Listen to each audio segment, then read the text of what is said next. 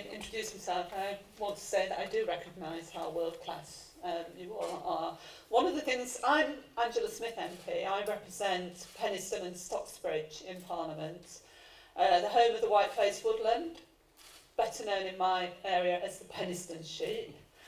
And I am something of a rare breed myself, actually, being a Labour MP who represents a rural area in Parliament. That's not very common. Westminster is a place where consensus is still important. That's why I continue to be a member with Neil, the chair of the Environment, Food and Rural Affairs Committee. We are launching soon, I believe, an inquiry on trading in the context of the forthcoming, well, apparently forthcoming departure from the European Union. And on that note, I think it's very important that this industry, if you like, this expertise has a role or a voice in the inquiry. And I think Neil may say something about that, but I really think it's important. Because one of the things about parliamentarians is I've spent all my parliamentary career taking an interest in this field, environment, food and agriculture.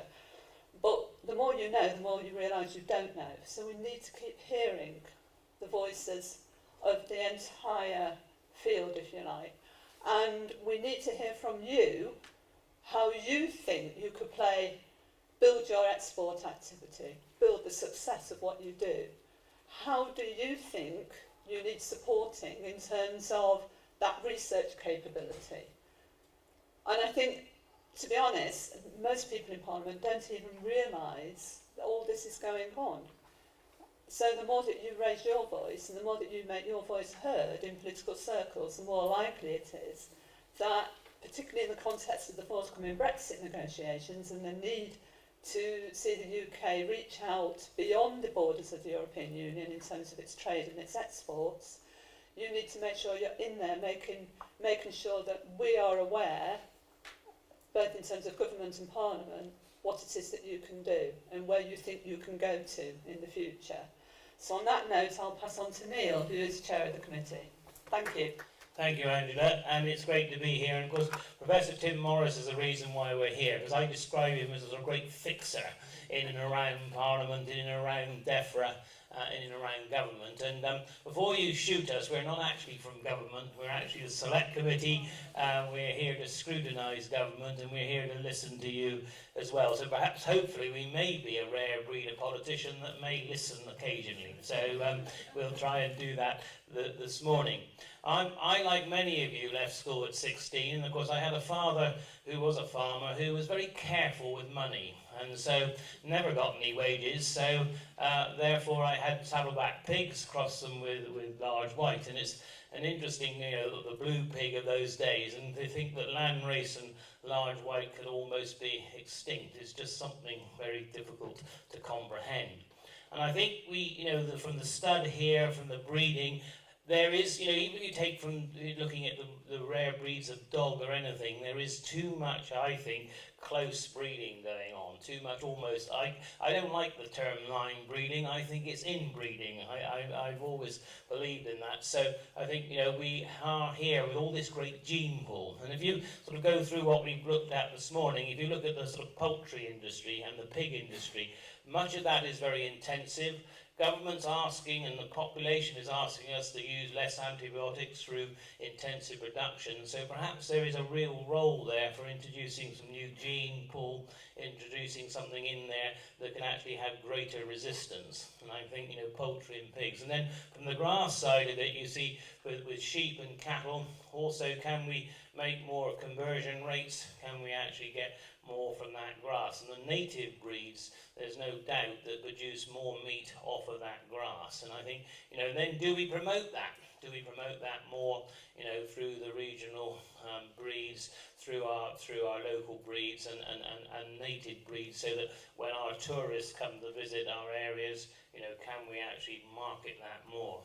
And Angela made the point, we're, as we leave the European Union, what is the role? You know, it is going to be a brave new world out there where farming is going to have to be very competitive, very productive, but also linked, I think, even more than it is today, into the market and into how we actually, you know, present that food. So, you know, very, very interesting what we've heard this morning.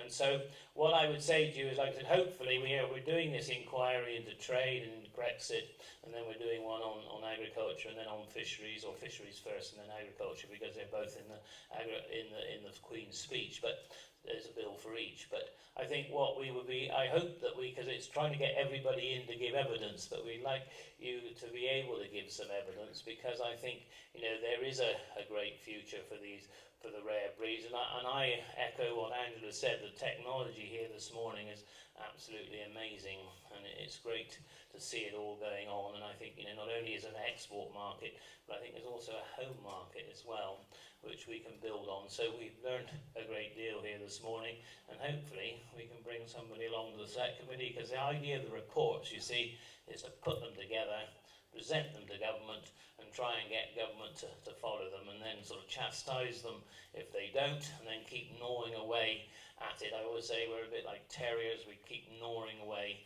until such time as we get government to listen. And of course, Angela and I'm a Conservative, Angela's Labour, but of course on the committee, seldom do we really fall out over politics. And so therefore it's not just about question time where we, in Parliament, where we sort of lambaste each other. We can actually, believe it or not, sit down cross-party. Of course, Angela's in the north and I'm in the southwest, so we're a long way apart, so we're not in competition with one another. That also helps, I think. But generally speaking, I think on the select committee we do get on, we take evidence across party, and when we put, I think, what I believe is good reports. So again, thank you very much, Tim, for organising us to come this morning, and we look forward to going round the stud this afternoon to see great breeding of the horses here, and again sort of introducing more and more, you know, old blood and new blood into the system, because I am a great believer in the end that if we can get a more diversity of gene pool, then we've got a stronger breeds, whatever they might be. So thank you very much.